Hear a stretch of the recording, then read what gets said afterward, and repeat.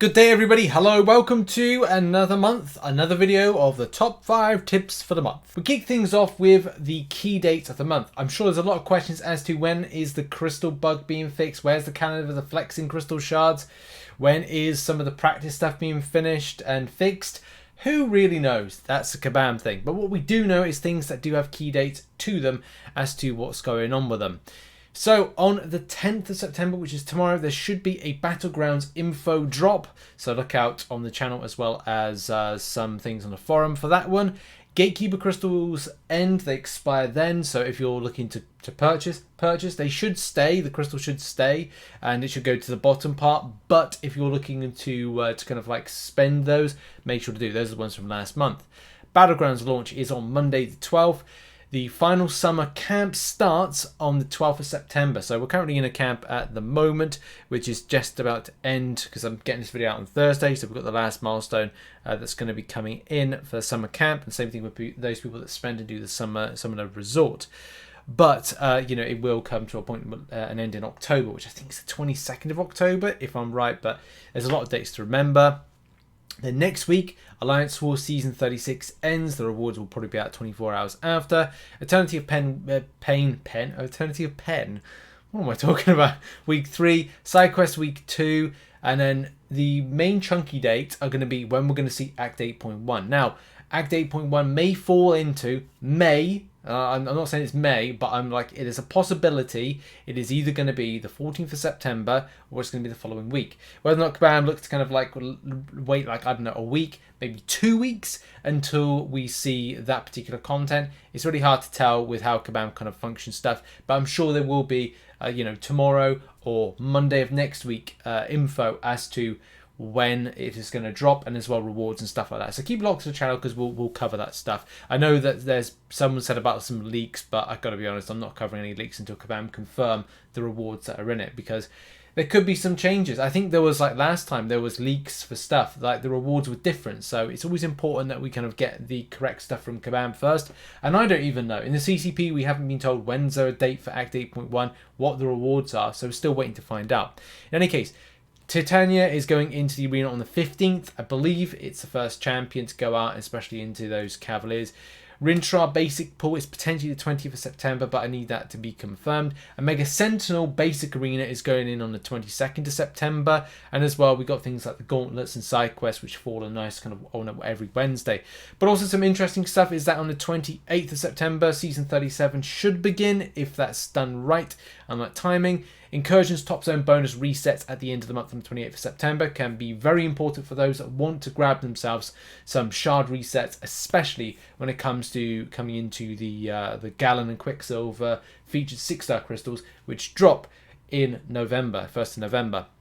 And the final thing is the infamous Iron Man Arena is dropping on the 29th of September as well. Those are your key dates for the month of September. Second tip is all about the objectives and to a degree the solo event. So look, at the moment there is an issue when it comes to practice and dueling. It is causing a lot of you know, frustrations for players. Kabam are working on it, and I'll have some more info I think later on or tomorrow as to like what Kabam plan to do about some lost shards. But if you need objective guides of how to do them in a like quicker succession, then go and check out the link in the description. It's got the coverage of like, well, best ways to kind of like defeat champions with rotation of Titania, the show of strength objectives, and how to kind of use it in, you know, practice. I would always recommend practice as a way to kind of like cheaply, no energy spend, do these objectives. But because it's not working, then unfortunately you're going to have to resort to either arena grinding or it's questing. And if you don't like arena grinding, then maybe just go to things like Road to Labyrinth or normal difficulty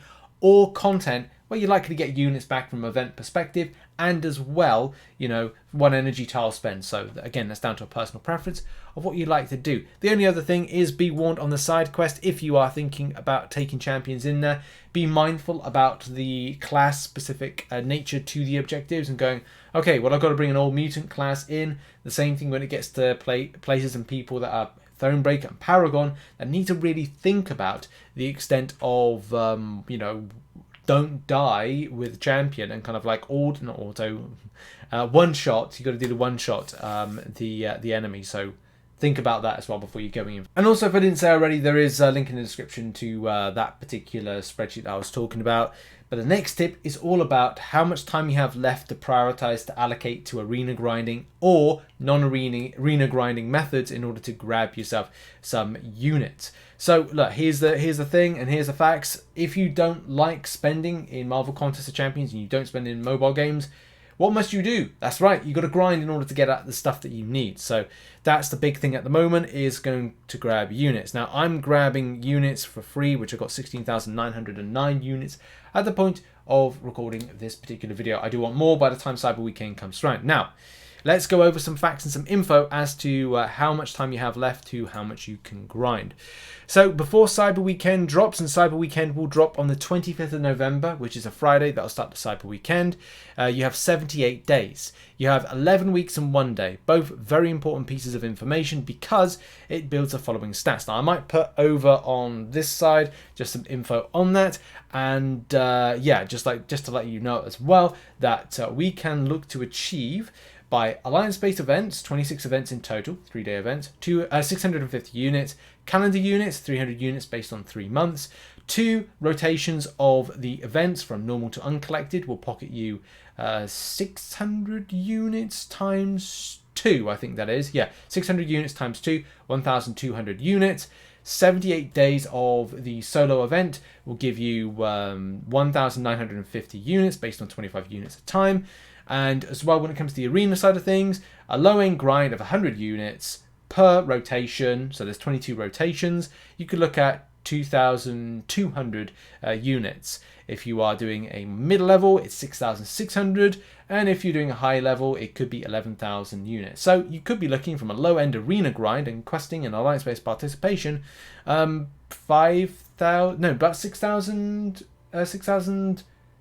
6,300 units. God, I can get my words out. It's probably on the screen, so there. So I'm even reading it, for God's sake. 6,300 units is what you could potentially be seeing at this time. Next top tip is all about Eternity of Pain. Now that only really affects people that are Thronebreaker upwards, and let's face it, if you're new to Thronebreaker and you're looking to get yourself Eternity of Pain done, I would really recommend it. It is something that is going to elevate rosters, and in particular those that have like a push that I want to get rank 4 6-star materials. The great thing about Eternity of Pain is that there is lots of technical elements to it, and you can really prepare yourself up to the Gauntlet. Gauntlet preparation is always key and important, especially when you get to the end point of it and you're like, okay, right, well, this is all about class specific, which most of the time in the Gauntlet stuff it is. You can really get an idea of going, okay, well, throughout the week, I used a Cosmic Champion on Champion 2 of the champions of 4. And then you're like, okay, right, so that will do that fight. And then you're like, okay, well, then I've got a skill-based champion that can do the other 2. And then you've got 1 extra, which is either going to be like helping you out elsewhere, or you can just go, right, well, I won't do that one. And I'll end up going, we'll have another Cosmic, and just kind of go, right, we'll do this one without a Cosmic, and then the other one with a Cosmic. You can just change things around. The point that I need to get to is that take note of the champions you use. Also, take note of other champions that other players use. The reason being, you can formulate a really good team and also like check out like other people's kind of like progress through it, because it doesn't have to be a case of like, oh, just use this champion. You can also just balance with different ones in order to get those particular objectives. It's kind of a similar tip that I think I did last month or the month before, but it rings true and rings correctly as to how you prepare for this Gauntlet and the champions, classes, and interactions that worked but didn't work, but could work based on opportunity and the objective specifications. And a final tip, which is kind of like a repeat again of last month, but again, it rings true. Act 8.1 could be imminent. It could be dropping next week, it could be dropping the week after, but it's definitely dropping in September. So preparation is key when it comes to revives, health potions, and full energy refills. So there's a few kind of like little tips and tricks when it comes to stuff and preparing for not just like, Act 8.1, but kind of like bigger content in general, right? So one thing that I like to do now is save my crystals, my 4-hour crystals. I do open them from time to time because they do have this great chance of dropping things like full energy refills, especially when you get the Paragon. These are incredibly spicy and they're nice, and I love them to bits. So well done, Kabam, for putting in these ones. But yeah, I've been picking up a lot of full energy refills, which has literally just been topping up my grind like exponentially, and that's meant that I haven't had to use anything like my units, which, as I said, I'm very particular about kind of like grabbing them. But there are a few things elsewhere that you can like really help out that. And if I'm going to be able to get to target of 18k plus more before Cyber Weekend, then these things here do interest me. And that is the Cavalier. They do these on all of them. So as soon as you've done any of the event quests and completed them, you're able to have access to these special potion bundles, crystal bundles, and exploration bundle. Now the exploration bundle right at the very end. Okay, Cavalier Nexuses and the 6-star Hero Crystal Shards. You could feel like you might want to go for that, but again, it's up to you, like where you are with your spend of units, and also the kind of the non-spending units that you might have. If you think you can get an extra 3,300 units, then yes, okay, maybe just go for the Grudge Match Exploration Bundle. I don't recommend the center one unless you're desperate for the shards and also the Cavalier Nexuses. For me, it will be the far left-hand corner because it's got things like Greater Champion Boost. It's got 10 level 2 team revives, which, you know, a piece, that's like 1,000 units in any case, because they cost like 100 units a piece. So that's that. Plus the level 3 revives times 5, the level 2 revives times 5, you know, and energy refills, which are 300 units a piece. There is some good value in this particular one here. So yeah, I do recommend this, especially depending where you are with the units that you have and whether or not you want to part company with 1,000 units. I'm very hesitant to do it, but I feel I might be able to get the kind of 1,000 units in a very short time frame. But it's that thing about just parting with your units. I find it really difficult unless it's Cyber Weekend deals and unless it's something really kind of like beneficial for my roster, which that is. But as I said, it's difficult to part with units when you've kind of like grinded out for them so much. But yeah, the only other thing as well is going down to lower content, book select, which is great. Go to book 1 and go to different areas. I've seen a few players rave about 3.2.3, the rocket. I personally go 3.2.6, but I do balance it between doing that and also Act 2.5, so unstoppable. So different areas there to pick up revives, health potions, which are a bit, and also you know, the health, the revive, and the full energy refill. Those are the main things.